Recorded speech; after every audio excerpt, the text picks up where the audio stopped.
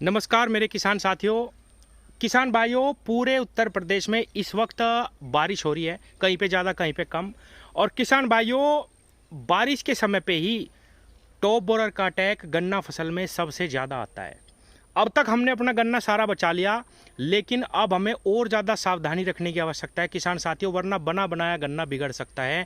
ये मैं जो आपको दिखा रहा हूँ, ये टॉप बोरर की पहचान है। जिन मेरे किसान साथियों को थोड़ा बहुत संशय है, शक है, उनको मैं ये दिखाने की कोशिश कर रहा हूँ। हालांकि सबको पता है टॉप बोरर की बीमारी की पहचान क्या है। किसान साथियों, ये देखिए, इस पौधे में 6 छेद नज़र आ रहे होंगे आपको, और इसको जब हम तोड़ेंगे, मैं आपको तोड़ के दिखाऊंगा, इसके अंदर से सुंडी भी निकलेगी।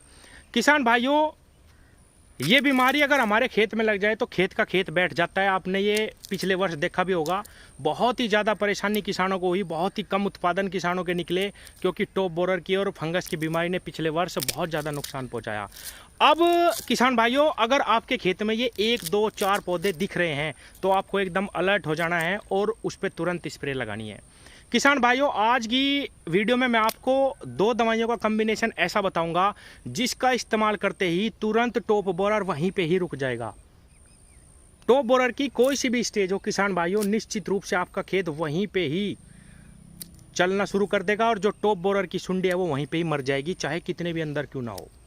किसान साथियों, मैं थोड़ा पीछे हो जाता हूँ, आपको दिखाता हूँ।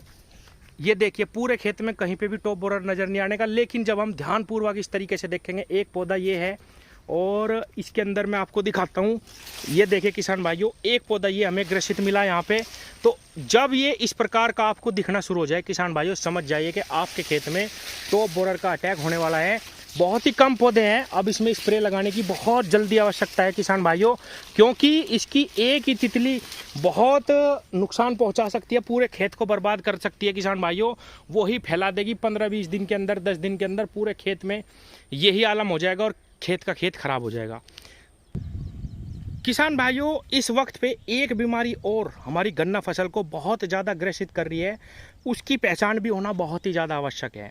इसी वीडियो में मैं उसकी पहचान भी आपको बताऊंगा। जिनको पता है कि ये बीमारी क्या है वो तो अपने गन्ने को उस बीमारी से बचा लेते हैं, लेकिन कुछ मेरे किसान साथी अनभिज्ञ हैं अभी, वो समझते हैं कि पता नहीं कौन सा रोग हमारे खेत में लग गया और खेत बैठता चला जाता है और बीमारी नज़र नहीं आती। किसान भाइयों, मैं आपको दिखाऊँ, सारे खेत गिल्ले हैं, बारिश हो रही है। ये मैं घुस के थोड़ा सा दिखाता हूँ। ये देखिए, ये जो बीच की पत्ती है ये बिल्कुल पीली है किसान भाइयों, और जो बाहर की पत्ती है वो हरी है, और सारे खेत में यही हाल है। अब कुछ किसान इसको डेफिशिएंसी समझते हैं कि भाई खाद की कमी के कारण या जिंक की या सल्फर की कमी के कारण ऐसा हो रहा है। ऐसा बिल्कुल नहीं है किसान भाइयों, ना ही ये टेम्परेचर के कारण है।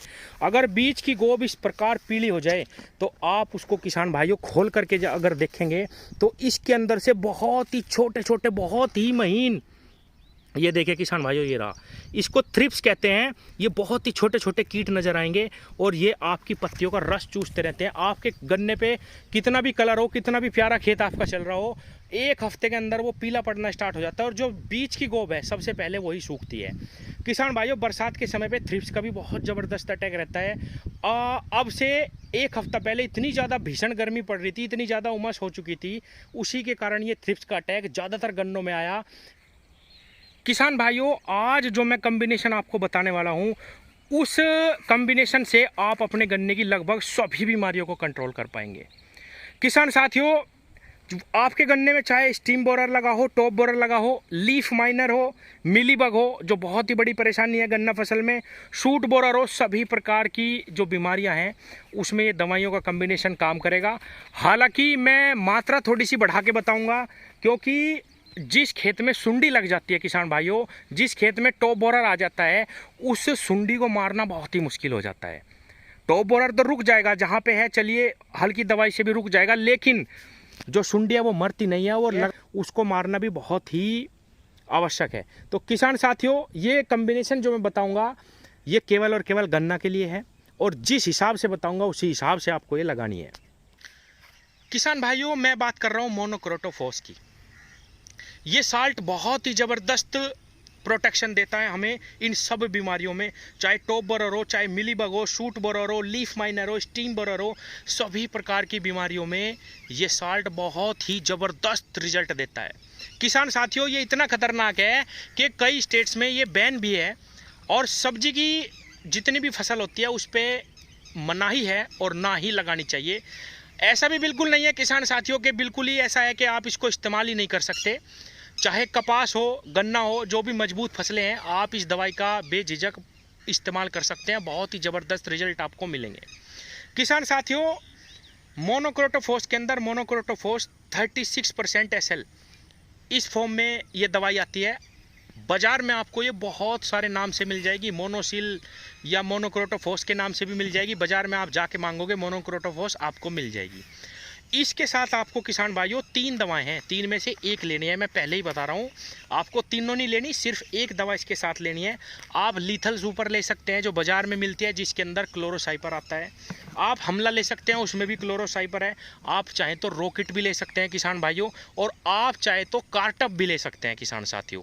कार्टप की भी मैं मात्रा बताऊंगा कितनी लेनी है इसके साथ, लेकिन मेन हमारा जो साल्ट रहेगा इस स्प्रे में वो रहेगा मोनोक्रोटोफॉस। किसान साथियों, किसानों की ये शिकायत रहती है कि बस सुंडी नहीं मर रही, सुंडी नहीं मर रही। अगर आप 20 लीटर की टंकी में 70 ml मोनोक्रोटोफॉस लेंगे किसान भाइयों, जो मैं बता रहा हूँ गन्ने के लिए बता रहा हूँ, उसी पे ही लगानी है।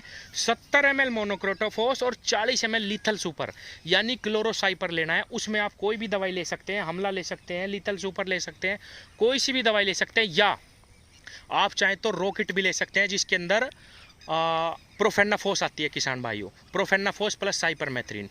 इन तीनों दवाओं में से कोई भी दवाई इसके साथ लीजिए। 40 ml से 30 ml दवाई आपको लेनी है, इन तीनों में से कोई भी एक दवाई। और किसान भाइयों मोनोक्रोटोफॉस लेनी है 60 से 70 ml, यानी एक टंकी में लगभग 100 ml दवाई आपको लेनी है। किसी भी प्रकार की सुंडी हो, किसी भी प्रकार का थ्रिप्स हो, किसी भी प्रकार की मिलीबग की परेशानी हो आपकी फसल में, top borer, mealybug, shoot borer, कोई भी परेशानी आपकी अगर फसल में है तो किसान साथियों 24 घंटे के अंदर आपको रिजल्ट दिखाई देंगे। अगर मिलीबग है, लीफ माइनर है, ये तो 24 घंटे के अंदर ही बिल्कुल समाप्त हो जाएंगे। ये जो बीमारी मैंने अभी आपको दिखाई है थ्रिप्स की, ये भी किसान भाइयों 24 घंटे के अंदर ये बिल्कुल समाप्त हो जाएगी। टॉप बोरर की जो सुंडी है वो 48 घंटे के अंदर मर जाएगी।